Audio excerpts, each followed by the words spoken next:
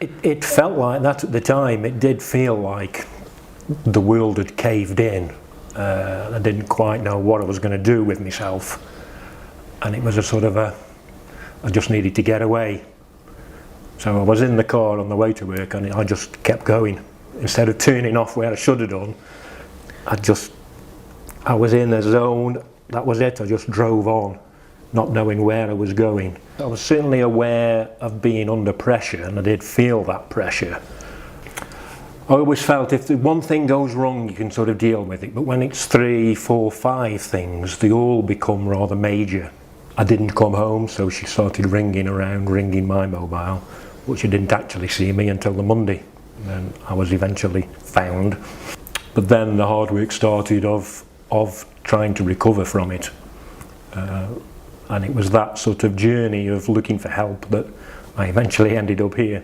Tried a few things. Yeah. And then it was a while I was at Linebrook mental hospital, waiting for an appointment, looking at the notice board, all the pamphlets, and there's one there, red and white, stood out to me.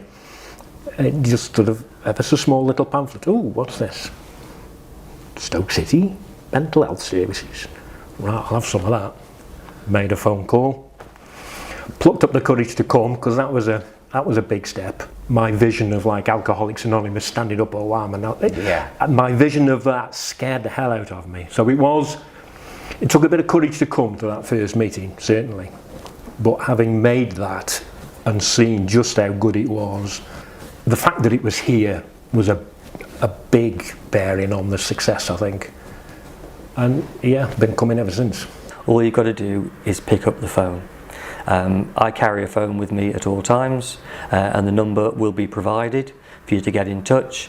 It's a really informal process. There's no like referral. You don't have to go through anything. All I need is a name and a contact number, and you tell me as much or as little as you want to. Because I know that if you've taken that step to make that phone call, that you need the help. Tim is a good friend now, and I'd like to think he'd be a friend for a long time. He understands. He helps you to think in the correct way, to understand what's going on in your mind. You find the courage to talk to somebody. Certainly I would recommend coming here,